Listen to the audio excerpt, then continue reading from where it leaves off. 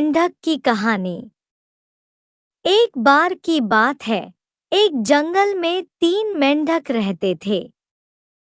ये तीनों बहुत अच्छे दोस्त थे और हमेशा साथ रहते थे।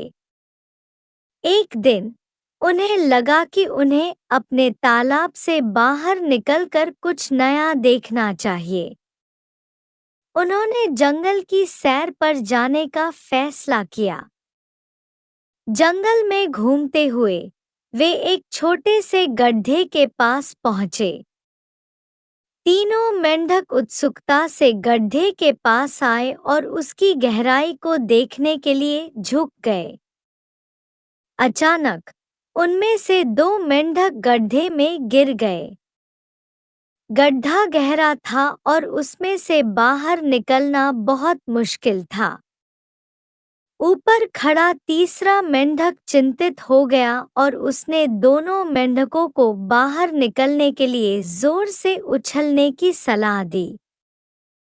पर गड्ढा बहुत गहरा था और दोनों मेंढक कई बार कोशिश करने के बाद भी असफल हो रहे थे। गड्ढे के बाहर खड़े अन्य जानवर भी इस दृश्य को देख रहे थे और कह रहे थे, तुम्हारा बाहर निकलना असंभव है। हार मान लो।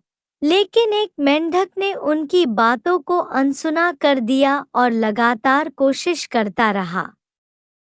दूसरे मेंढक ने थक हार कर अपनी कोशिश छोड़ दी और गड्ढे में ही बैठ गया।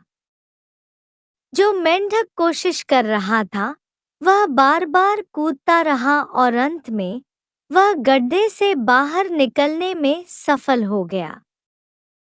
जब वह बाहर आया तो सबने देखा कि वह मेंढक बहरा था।